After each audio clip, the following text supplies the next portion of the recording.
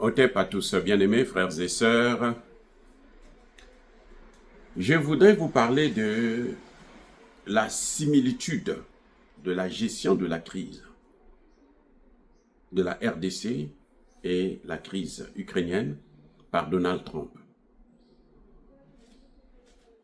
Comme je disais dans une de mes précédentes vidéos, je ne voudrais pas intimider qui que ce soit, je ne voudrais pas être pessimiste, je suis optimiste, je soutiens le gouvernement, je soutiens le président Tshisekedi, je soutiens les Wazalendo, je soutiens aussi l'armée, même si je critique beaucoup cette armée qui continue à respecter le cessez-le-feu alors que nous sommes en guerre. Alors, ce qui se passe, c'est quoi? C'est que il y a une chose.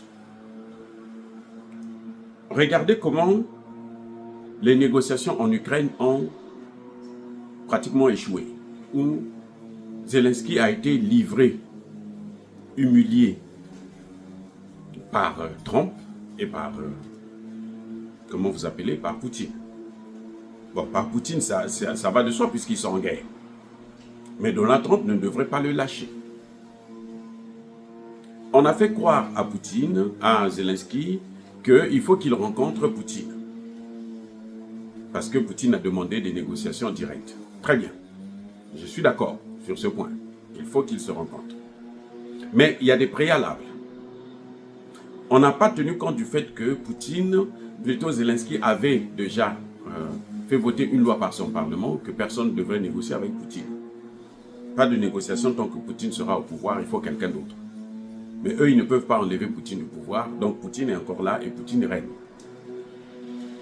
Trump fait croire, dit à Zelensky, donc tu vas aller négocier.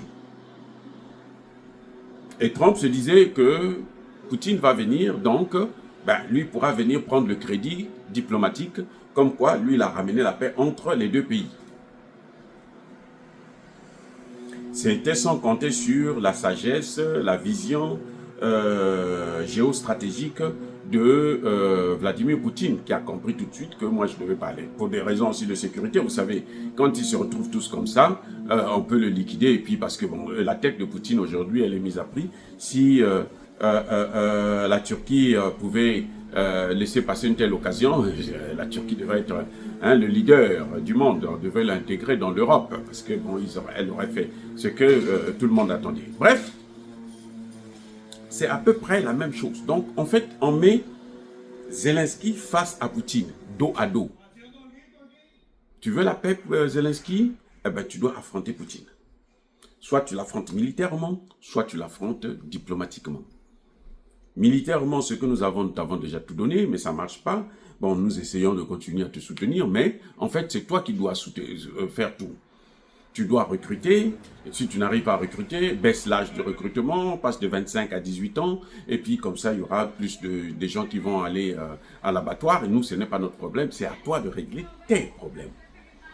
C'est à peu près la même chose qui est en train de se passer avec la RDC. C'est-à-dire que on fait croire à la RDC que nous sommes là pour vous soutenir pour la paix et tout, mais en fait, la paix, c'est toi-même qui dois l'amener. La sécurité, là, c'est toi-même qui dois assurer ta sécurité. Et les Américains sont des spécialistes dans ce genre de comportement. Ils l'ont fait avec tout le monde. C'est pour ça que l'Iran, aujourd'hui, ne veut pas faire quoi que ce soit avec les Américains. Il ne veut pas. Demande aux Américains, vous voulez négocier? On négocie. Si vous ne voulez pas négocier, tant pis, faites ce que vous avez à faire. Nous aussi, nous allons faire ce que nous avons à faire. Parce que les Américains ne vont jamais aller se sacrifier pour d'autres. Ce qui compte pour eux, c'est leur grandeur, c'est leur argent, c'est leur puissance, c'est leur hégémonie. C'est ça qui compte pour tout Américain, y compris Donald Trump. Donc la paix dans le Kivu doit être apportée par la RDC. Ce n'est pas les Américains qui vont apporter la paix. On le voit avec l'Ukraine. L'Ukraine a même cédé les matières premières en se disant que non, peut-être quand je vais céder les matières premières, les Américains vont envoyer les marines. Ils n'ont pas envoyé un seul soldat. Ceux qu'ils ont envoyés, ils les ont envoyés clandestinement, officieusement, et que bon, quand ils sont envoyés au repos éternel, le gouvernement, il s'en bat les couilles. Il s'en moque, ce n'est pas son problème. puisque c'est un contrat qu'ils ont pris. Exactement pour la RDC. C'est aux Congolais de se sacrifier, c'est aux Congolais de payer le prix, c'est aux Congolais de régler leurs problèmes de sécurité, notamment avec Donald Trump. Lui, il vient là, lui, il veut s'enrichir, il veut l'argent. C'est tout. Il veut l'argent. Vous lui donnez l'argent, c'est bon. Encore là, avec le Congo, regardez comment il traîne pour les matières premières, pour signer les accords sur les minerais. Et il traîne, il prend son temps, il frime. Parce qu'il pense, il se dit, pour lui, c'est garanti. Il n'a pas de menace. Hein. Il sait que les Chinois ne vont pas prendre ça, les Russes non, surtout les Russes non pas, puisque Tshisekedi a toujours montré une animosité, une certaine haine vis-à-vis de Poutine.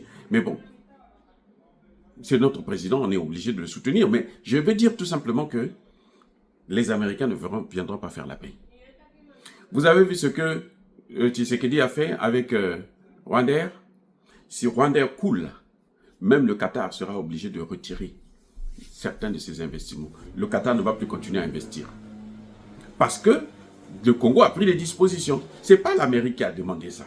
C'est le Congo qui a pris les dispositions. Mais le Congo devrait faire ça aussi avec l'Ouganda.